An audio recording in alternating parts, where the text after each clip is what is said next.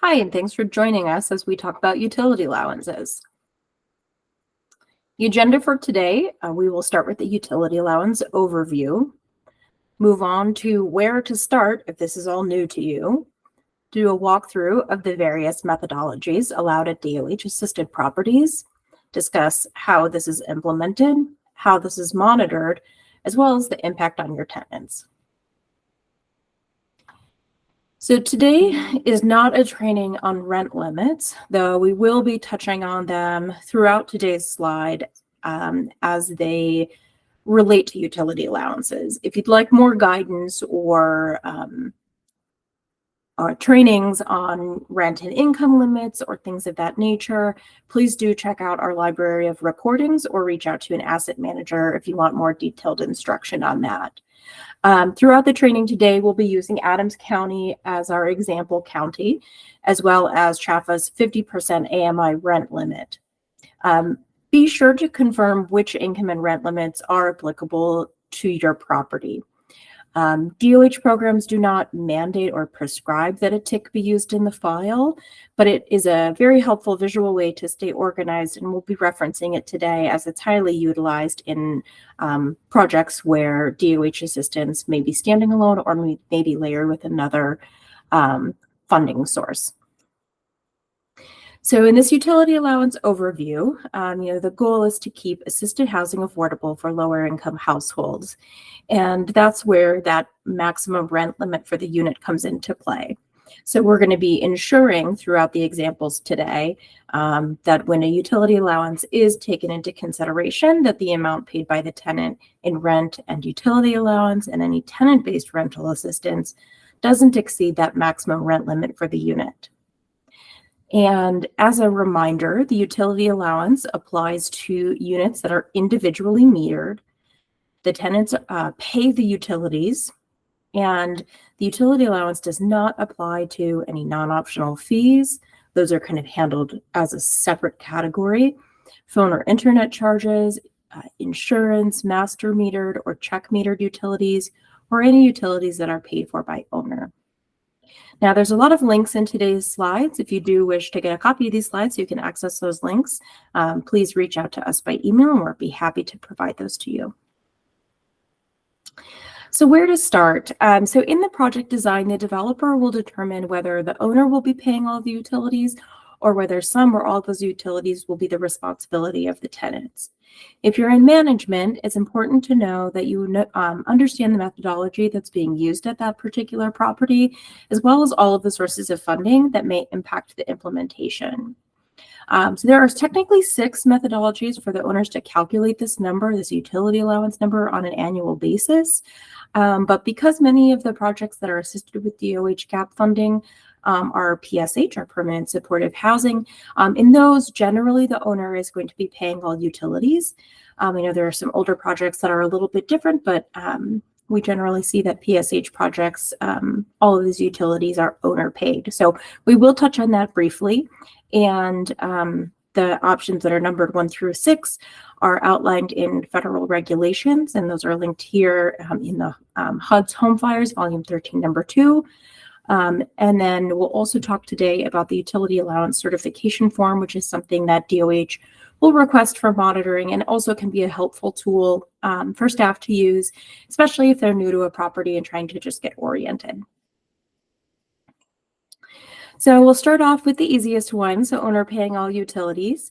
In this example, again, the maximum rent limit for this unit is $10.86, but because there's not any utility allowance that needs to be backed out or non-optional charges, the most that can be charged to the tenant is $10.86. So pretty straightforward and not a lot of analysis needed. Just need to make sure that you're understanding exactly what the maximum rent limit is in a particular unit, whether it's just LIHTC or if there's DOH in there, and also knowing when those rent limits change. For different sources of funding, those rent limits and income limits are adjusted at different times during the year. So always important to know exactly what layers are happening in your particular project. All right, option one, this is the most common one that DOH sees when we come to monitor. It's called the HUD Utility Schedule Model.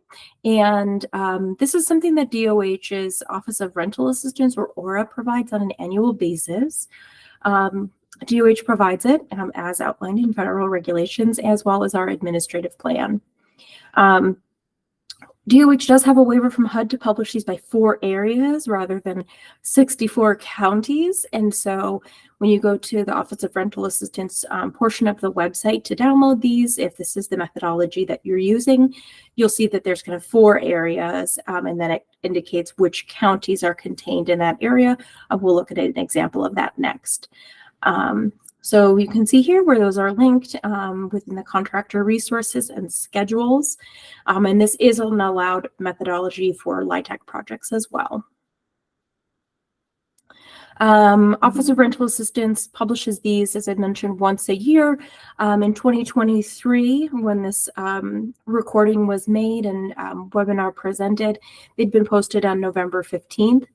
And so this methodology kind of is kind of an easy way because it's always provided, at the end of the year, and there's not a cost associated with obtaining the utility allowances through this methodology.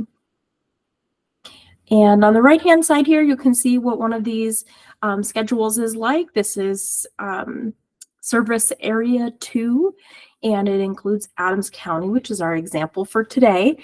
And so in this particular project that we'll be using as a visual, tenants pay for electric for heating, other electric for lights and appliances, as well for cooking. So kind of just working down the column there, we've added together those 3 numbers for the studios through 3 bedrooms. And then on DOH's form that I'd mentioned earlier, when we come out to monitor, we'll be requesting a copy of this.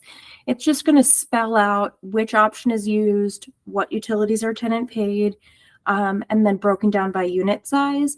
And so for this year, for this Griswold Gables property, we have a studio, the utility allowance being $47.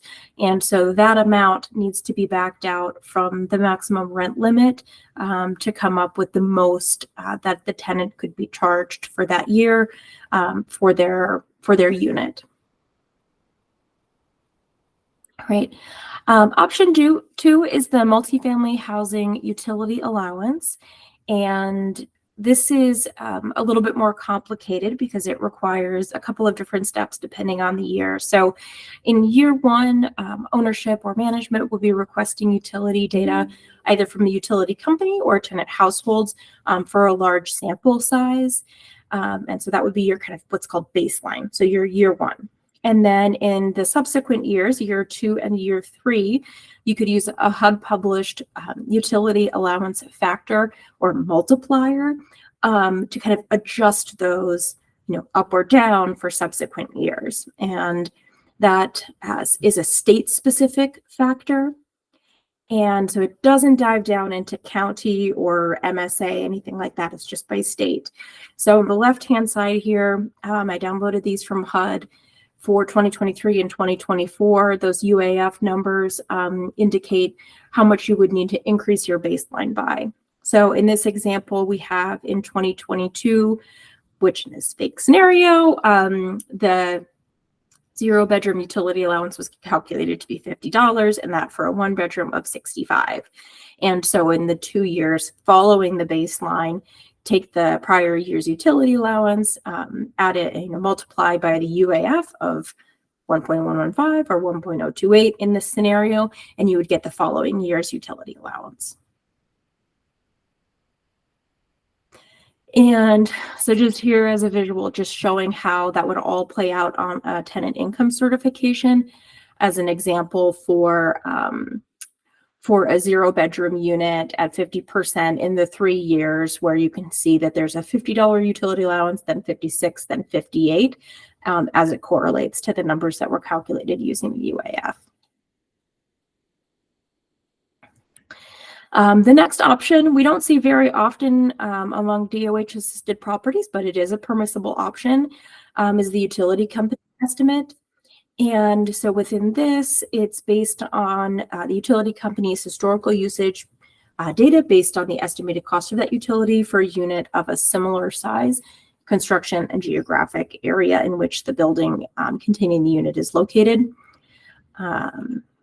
We don't have an example for that one because we don't really see it very often. So if you'd like to be featured in future presentations and you use that option, please reach out. The next option in federal regs is the LIHTC agency estimate. CHAFA does not publish these numbers, so we're not going to go too deep into it. But I did link here some of CHAFA's policies and compliance manuals, just so that you have those as well and make sure that you're complying with both agencies' expectations. We do sometimes hear folks say, no, we have a CHAFA utility allowance, but actually it's something that looks similar to this, where they've just done their portion of the review of the UAs in place and given their blessing on it and acknowledging that it's been accepted. Both CHAFA and DOH are happy to untangle that if it's unclear. Option 5 is an energy consumption model, and this is prepared by a licensed engineer or qualified professional independent from the property owner. So this would be something that the owner agent would need to contract out. This model must specify all of the factors taken into account, including unit size, orientation, location, design, etc. And so we have an example here of a project in Colorado that uses this energy consumption model to generate their utility allowance. The backup for this is like 10 pages long of all of the research that was done, but essentially the beginning of that documentation has this stamp that it's been done by a licensed professional engineer and has a rounded up monthly utility cost total, kind of in this green color here. So it was 55 for a 1-bedroom, 70 for a 2-bedroom, and 79 for a 3-bedroom. And so looking at what that would look like on the tenant income certification, and this example we're showing for a 2-bedroom and a 3-bedroom, just indicating, the different utility allowances by bedroom size, and always making sure that the sum of the tenant paid rent plus any tenant-based rental assistance plus utility allowance does not exceed the maximum rent limit for that unit. And lastly, option 6 is the PHA utility schedule. And important to note that this is not permitted to be used for home-funded projects after 2013. So projects that received home assistance after 2013 may not use this. Word of caution, to make sure if you're using this, you're looking at the correct structure type. So at the top, the structure type highlighted in yellow is the single family detached. Below that is semi-detached, condo, townhouse, walk-up, low-rise, etc., fourplex. And then at the bottom, the structure type is a high-rise, 5+ stories. So make sure you're using the right, third of this if this is something that your project is using. And this is also allowed for LIHTC projects per IRS regulations. There is sometimes some confusion with option 6 because it's called the PHA utility schedule. Sometimes folks think, well, the ORA utility allowance that's published by the Office of Rental Assistance through DOH, is that the PHA utility schedule?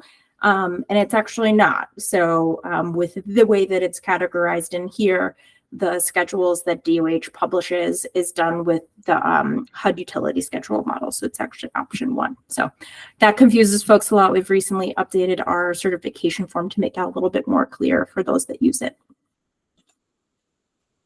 So in this example here, we've indicated that this is a high rise, so it's 5+ stories, and tenants are paying for electric heat, electric range, microwave, and other electric for lights, etc. And so adding those all together, we've got the utility allowances for a 0, 1, and 2-bedroom unit.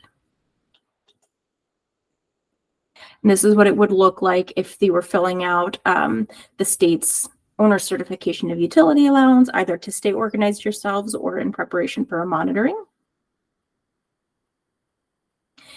All right, so those are all the various methodologies that folks are able to use or that are outlined in the regs. And how is this implemented? So we get this question a lot with regards to how to treat the utility allowance, whether it's just straight DOH assistance, whether it's layered with LIHTC or with project-based vouchers. And so for DOH assistance, you're going to use the new utility allowance at the annual recertification. If it's layered with tenant-based or project-based rental vouchers, same thing, you're going to apply the utility allowance at the next annual recert. If it's DOH assistance layered with LIHTC, you'll follow CHAFA's utility allowance policy. And similarly, if it's just straight LIHTC, you'd follow CHAFA's utility allowance policy as well. And how is this monitored? So when the state comes to do either a contract monitoring or long-term monitoring during a period of affordability, or during a rent roll certification, asset management will request the utility allowance certification form and backup. And I've indicated here a couple of different sections of use covenant and grant or loan agreement language where you can look to see more information about utility allowances. Impact on tenants, it can be very confusing. The term utility allowance sounds like it should be money changing hands when really it's just a portion of the calculation of rent. Also confusing can be that the utility allowance doesn't change based on what the actual utility payment is. So winter, when we're recording this, it might be a very different charge on their utility bill than in the spring or the summer, based on the type of, heat and cooling that's used in the building. And so I've often had folks ask me, why does my utility allowance doesn't change when I have a higher utility bill in the winter or a higher utility bill in the summer? So that can cause some confusion as well. And there's a calculation that asset management does when we come to monitor called rent burden. And for that, we're looking at the tenant portion of the rent plus the utility allowance divided by the gross monthly income to determine if the household is deemed as rent burdened, meaning 30% or more of their income is spent on rent, or severely rent burdened, meaning 50% or more of their income is spent on rent. So here's another visual for impact on tenants. In this particular scenario, we have a household that is paying $1,000 in tenant rent for their 50% AMI 0-bedroom in Adams County, but the utility allowance is $96. So technically the gross rent for this unit is $1,096, where the maximum rent limit for this unit is $1,086. And so this would be considered a rent overcharge, and then tenant would need to be refunded or reimbursed for that rent overcharge for the entire duration that was inaccurate. So that rent would need to be lowered by $10 to ensure that the sum of tenant paid rent and utility allowance does not exceed that maximum. And another example here on rent overcharge is the scenario. So if this is the same project, another 50% studio in Adams County, and this project this unit is covered by a project-based rental voucher. And so we've got the tenant paid rent of $495, project-based rental assistance of $1,530, and a utility allowance of $96. So even though the sum of those numbers exceeds the maximum rent limit, there is no rent overcharge on this DOH assisted unit because that subsidy is project-based. So important to know whether the subsidies are project or tenant-based. As in this scenario, same numbers, but the voucher, the rent assistance, is either tenant-based or something called sponsor-based rental assistance, and this is a rent charge. So again, super important to know whether it's tenant-based or project-based, and how those are treated in DOH-assisted units. So this would be a sizable rent overcharge, is the most that could be collected for the unit is $1,086, and we far exceed that with the rent assistance of $1,530, utility allowance of $96, and tenant paid rent of $495. All right. So if you are confused at the end of this training, feel free to reach out to your DOH asset manager. We have them broken down by whether it's a project in its period of affordability, meaning it's been closed out, and also by funding source. If you have an active agreement, reach out to your active agreement asset manager. We hope you enjoyed today's training, and we hope to see you on future trainings. And if you have any suggestions on topics that you'd like covered, please do let us know. Thank you.